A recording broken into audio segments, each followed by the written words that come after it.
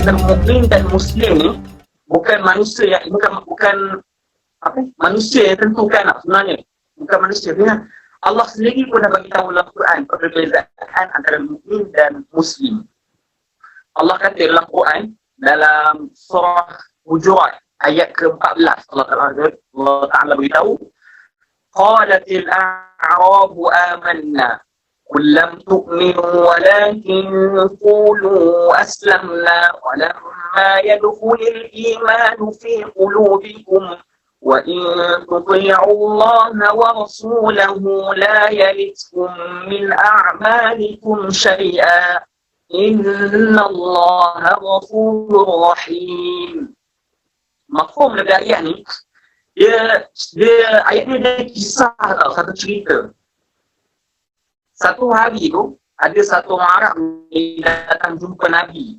Orang Arab ni baju dia putih melepok. Ada foto pun kat jubah dia. Dia datang kat Nabi, dia kata kat Nabi, saya mukmin. Dia datang kat Nabi. Tiba datang kat Nabi, lepas tu Nabi kata, jangan berkata begitu. Nabi kata, jangan berkata begitu, cukuplah kamu kata saya ini muslim, saya ini Islam sahaja. Nabi kata dalam ayatnya Al-Quran surah Hujurat ni. Kita nak bagi tahu ni perbezaan muslim dan mukmin ni dalam Quran pun dah bagi tahu. Dalam Quran pun bagi tahu. Bukan manusia bagi tahu, bukan manusia yang tentukan perbezaan mukmin dan muslim. Okey. Jadi kita teruskan lagi. Okay, perbezaan mukmin dan muslim. Sebelum pergi lebih jauh, saya nak spesifikkan lagi. Pengertian muslim. Muslim ni ialah umum orang yang memeluk agama Islam. Muslim ni kita lah, orang Islam. Kan, orang syarat muslim ni, syarat Islam ni ialah rukun Islam lah. Pasti mengucap 2 kalimah syahadah, solat 5 waktu, puasa di bulan Ramadan, menunaikan zakat, pergi haji atau umrah. Itulah Muslim, Islam. Dia umum. Walaupun orang ni tak solat, kaki maksiat, kaki zina ke, kaki pukul orang ke, kaki buli orang ke, kaki bunuh ke, asal dia mengucap 2 kalimah syahadah, maka dia Muslim.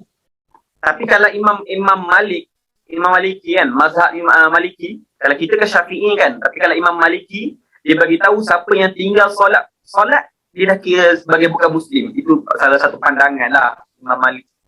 Tapi kalau Imam Syafi'i, kalau tinggal solat masih lagi tak jatuh sebagai kafir, tapi hanya sebagai berdosa besar sahajalah. Sebab itu salah satu tuntutan agama yang pertama, iaitu solat 5 waktu. Iaitu itulah pengertian Muslim. Muslim ni walaupun mu'allaf, orang yang mengucap 2 kalimah syahadah kan, orang mu'allaf, dia orang mana kata pergi semayang. Semayang dia orang tak expert lagi kan. Dia orang semayang pun baca Al-Fatihah pun baca satu ayat. Alhamdulillahirrabbilalamin. Lepas tu dia orang senyap. Tak erti baca lepas tu kan, tak erti, tak hafal.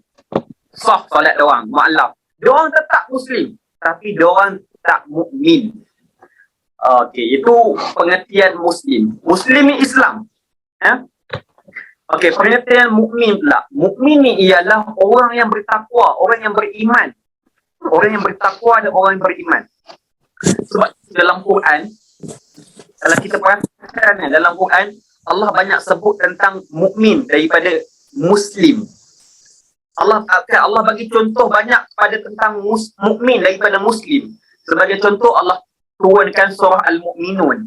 Kenapa tak Allah tak turunkan surah Islam? Nama surah tu Islam. Kenapa tak Allah tak turunkan nama surah tu Mukmin? Muslim. Kenapa Allah turunkan nama surah tu Al-Mu'minun? Ataupun banyak dari Quran, innamal mu'minuna ikhwah. Sesungguhnya orang mukminun tu ialah sentiasa berbaik, berikhwah, sentiasa merapatkan hubungan, berkenalan-kenalan, berbaik sangka dengan saudara dia. Kini banyak Quran cerita tentang mukmin. Mukmin ni atas lagi pada mukmin ialah takwa. Level atas lah, takwa. Kini kita nak bincang, tak nak bincang lah pasal takwa. Kita nak bincang pasal Muslim dan mukmin sahaja. Kini perbezaan dua ni, untuk jadi seorang mukmin, kita pasti memerlukan Muslim. Tapi untuk jadi Muslim, tanpa mukmin pun kita boleh jadi Muslim. Kena kita mengucap 2 kalimah syahadah, sembahyang, walaupun kita kaki lara, kita dah jadi Muslim. Tapi kalau kita nak jadi mukmin, kita kena mesti jaga solat 5 waktu, puasa, tidak melakukan dosa besar, tidak melakukan maksiat. Itu baru mukmin.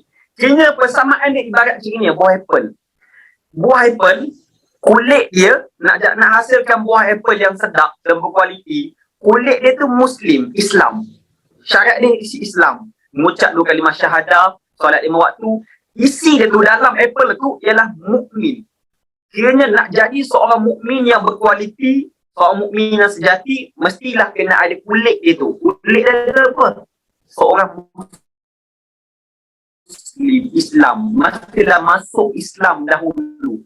Kiranya tak ada orang kafir jadi mukmin yang sejati, tak ada. Kiranya nak jadi orang mukmin ni, mestilah yang pertama beragama Islam, kan?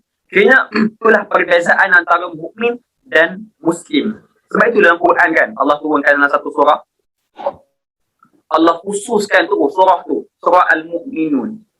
Allah kata kena sifat-sifat orang mukmin. Allah dah bagi contoh dalam Quran sifat-sifat orang mukmin. Cerita dalam Quran ni, Allah cerita direct tu. Kalau boleh buka Quran, buka tafsir, tengok baca. Allah kata, qad aflahal mu'minun. Sesungguhnya beruntunglah orang-orang yang beriman. Al-mu'minun, al-mu'min ni kan, takrif dia pun dah ambil daripada Quran, orang yang beriman. Takrif mukmin ialah orang yang beriman dan bertakwa. Tu takrif untuk mukmin. Kira dalam Quran, orang ambil takrif ni dalam Quran. Qad aflahal mu'minun, sesungguhnya beruntunglah orang-orang yang beriman. Allazina hum fi salatihim khashi'un. Ini sifat orang mukmin ni. Bukan sifat orang Muslim yang lara semua. Ini sifat mukmin. Allazina hum fi salatihim khashi'un. Orang yang khusyuk dalam solatnya. Orang yang khusyuk dalam solatnya maksudnya, kan ada fawailul lil musallin alladzina hum fi salatihim khashi'un. Kan ada Quran kata beritahu, celakalah orang yang lalai dalam solatnya. Kan? Kenapa celakalah orang yang sembahyang, alladzina hum fi salatihim khashi'un, dan orang yang lalai dalam solat ni. Orang yang lalai ni maksud dia kan, orang yang tak khusyuk maksudnya, ada ulama kata orang yang tinggal sembahyang sekejap. Contoh asal dia bila sembahyang, maghrib ni dia tinggal dah. Okey, isyak dia sambung balik sembahyang. Subuh dia tak sembahyang balik. Okey, zuhur dia sembahyang balik. Itu maksud dia orang yang tak khusyuk. Orang yang lalai daripada solat dia. Itulah maksud dia sebenarnya. Salah satu pandangan ulama dia kata, kayaknya orang yang lalai daripada solat dia, macam itulah. Kayaknya orang yang tak lalai ni, orang yang jaga solat 5 waktu. Walaupun dia sakit ke, walaupun dia ada masalah sekalipun kan, tak larat nak bangun. Kan, kalau dalam keadaan besar, tak apalah kan, dimaafkan. Maksud orang yang tanpa keuzuran kan, itulah maksud dia. Jadi orang yang khusyuk dalam solatnya, itulah sifat-sifat orang mukmin. Yang ketiga, alladzina hum 'anil lagwi mu'ridun. Orang yang menjauhkan diri dari perbuatan dan perkataan yang tidak berguna. Kira dia menjauhkan diri daripada perkataan yang tidak berguna dan perbuatan ni. Contoh kan, kawan kita lah, kita jangan apa, kalau ada benda-benda perkara buruk atau perkara yang mungkar, kita jangan ambil pot. Sebagai contoh, isu-isu yang viral di Facebook kan, isu-isu yang viral di Facebook sebagai contoh lah kan, di Facebook tentang akak 7E ke apa kan, kita pun ambil pot, komen dekat Facebook kan, komen hentam apa, geram lah ni. Kalau aku jumpa ni, memang aku tabuh lah orang kata kan, contoh lah. Kita pun komen, anak dia tu aku geram lah semua kan, komen. Jangan kita ambil pot. Sebab apa? Bila kita berkata macam itu, benda tu akan berbalik pada diri kita. Benda tu akan berbalik pada kita. Serius saya kata. Serius. Benda tu akan berbalik pada kita. Kalau kita kata, anak dia tu wajar gila lah anak dia. Jangan. Kalau ada benda berlaku, kita just diam. Kita benci dalam diri kita. Itu sifat orang mukmin. Dia ada. Kan? Bukannya lain kalau tak ada orang nasihat langsung. Kita bolehlah kita ambil thought untuk kita menasihati dia. Kan? Contoh kalau kawan kita ajak pergi tempat-tempat yang lara ke, kan? Atau kawan kita ajak, yang solat asar ni, jom kita main bola jaring ke, kan? Dia itulah salah satu, jauhkan diri daripada perkara-perkara yang tidak baik. Yang keempat, orang-orang yang menunaikan zakat. Zakat ni ada dua. Satu zakat fitrah, satu zakat harta. Zakat fitrah ni, zakat fitrah yang kita bayar RM7 tu lah. Yang bagi yang bekerja kan. Kena, kalau seorang suami, dia kena bayar untuk wakilkan anak dia. Kena 7 orang, kalau anak dia ada 4 orang, kena bayar RM7 untuk seorang anak dia. Kan, zakat fitrah. RM7 kan bulan puasa, orang selalu kena bayar kan. Dan zakat harta. Zakat harta ni maksud dia macam ni tau. Harta kita ni, sebagai apa? Sebagai kita ni ibarat berhutang dengan Allah tau. Sebab tu ada istilah zakat harta ni. Zakat harta kiraan dia macam ni. Kalau kita ada 100,000, 100,000 bahagi 4. 100,000 bahagi 5. Jadi 20,000 kan? Bahagi 5. 20,000 bahagi 4. 20,000 bagi 5 lagi. Ini bersamaan 2,000 lebih macam itulah. Ini kita kena keluarkan zakat untuk 100,000. Itu contoh pengiraan dia lah. Kan? Okey. Untuk yang kelima pula, orang-orang yang menjaga kemaluannya. Inilah. Kan? Memang kalau maksud jaga kemaluan ni, kan, bukan hanya zina, hanya bersetubuh antara lelaki dan perempuan. Kalau orang biasa, kalau orang kata jaga kemaluan ni, elak dia zina antara lelaki dan perempuan. Itu maksud dia. Sebenarnya jaga kemaluan ni banyak. Kan? Kadang-kadang kita duduk berseorangan, tak tahu sama ada lelaki ke perempuan kan. Benda tu hanya kita dengan Allah dia tahu. Itu maksud menjaga kemaluan, jangan membuat perkara-perkara yang tidak baik. Okey. Yang seterusnya, orang-orang yang memelihara amanah. Orang yang memelihara janji ataupun orang yang apa? Itulah orang yang memelihara amanah ataupun yang dipikulnya. Kalau orang mengamanahkan kita, orang mukmin ni mesti dia menjaga amanah dia. Kalau contoh kawan kita sebagai bendahari pegang duit satu organisasi kan. Especially kita biasa pegang ni jawatan bendahari, pegang duit yang banyak, pegang duit 2,000, 3,000. Kita jangan ambil walaupun 1 sen. Sebab tu tugas bendahari ni kadang tak syok. Tugas bendahari sebab dah lah tak dapat gaji. Lepas tu kena amanah pula. Lain kalau kita pegang duit tu dapat gaji, tak apalah. Kan? Itulah. Kita, orang mukmin ni sifat dia mesti kena menjaga amanah dia. Yang seterusnya ialah orang-orang yang memelihara solatnya. Memelihara solat ni ialah menjaga solat 5 waktu. Ni yang terakhir. Dan Allah bagi conclusion selepas ni, ayat ni. Selepas ni lah, lagi saya sebut. Orang yang memelihara solatnya, menjaga solat 5 waktu. Bayangkan hari ni kan. Solat ni benda yang perkara biasa orang tinggal sekarang ni. Kan? Benda perkara biasa orang tinggal sekarang. Padahal benda yang pertama Allah tanya ialah solat. Tapi hari ni kan orang tinggal solat macam biasa lah. Sebab macam tinggal solat tak rasa apa-apa pun. Kan? Padahal tinggal solat ni, dosa dia besar. Seperti berzina, minum arak. Dosa dia lebih teruk daripada zina dan arak. Sebab itu soalan pertama. Itu tiang agama yang pertama. Iaitu solat. Kan? Sebab tu orang kata, hari ni jenayah, ada ulama' orang tahu, jenayah yang paling besar dalam muka bumi ni bukan bunuh, bukan bergaduh, bukan merompak. Tetapi jenayah yang paling besar atas muka bumi ni ialah meninggalkan solat. Sebab soalan pertama yang Allah tanya ialah solat. Bukan Allah tanya, oh kamu dulu ada 4 orang ni, kamu ada bully junior ni dahulu. Ia solat ialah jenayah yang paling besar atas muka bumi. Jadi jagalah solat. Kalau nak bahagia hidup, jagalah solat. Lepas tu Allah bagi conclusion kat ayat ni. Alladzina yarithuna al-firdausa hum fiha khalidun. Yakni mereka akan mewarisi syurga Firdaus. Mereka akan kekal di dalamnya. Ini Allah bagi tahu kalau kita amalkan sifat-sifat orang mukmin tadi, Allah tu bagi conclusion. Contoh, alladzina yarisuna al-firdausa hum fiha khalidun. Dan mereka akan mewarisi syurga Firdaus. Syurga Firdaus ni syurga yang paling special lah. Syurga yang paling atas. Syurga lebih atas daripada syurga Adnin. Syurga apa lagi? Syurga Adnin ni syurga untuk golongan penghafal Quran.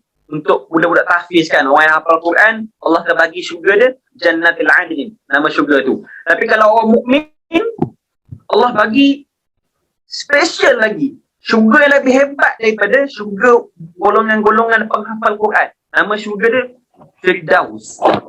Syurga Jannatul Firdausi nuzula. Banyak Quran lah cerita tentang syurga Firdaus ni. Jadi itulah apa yang boleh saya kongsikan, perbezaan antara mukmin dan muslim. Jadi kita kena renungkan, adakah kita ni muslim ataupun mukmin? Kan? Adakah muslim kita ni ataupun mukmin? Hanya diri kita je yang tahu. Kan? Kalau kita ni muslim, kalau kita ni mukmin, mesti kita jaga solat 5 waktu. Mesti kita bukan ahli maksiat, jaga perintah Allah, kita mengharamkan apa yang Quran haramkan, menghalalkan apa yang Quran halalkan.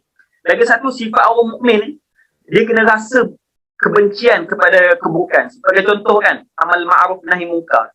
Kan ada selemah-lemah iman ialah nak tegur orang ni, kita kena rasa benci pada keburukan. Sebagai contoh kan, orang tu buat kemaksiatan depan kita kan. Kalau kita tak dapat mencegah dengan tangan, tombok dia, contohlah kan, tombok pukul dia, kita cegah dengan mulut, nasihati dia. Kalau kita tak boleh nasihat dia, kalau nasihat putus sahabat, kita hanya sekadar benci dalam hati. Aduh, benci tu lah kawan buat macam ni. Kenapalah dia bully junior korang?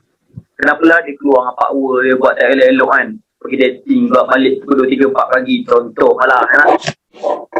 Ini kena rasa benci. Itulah sifat orang mukmin, kena rasa benci kepada keburukan.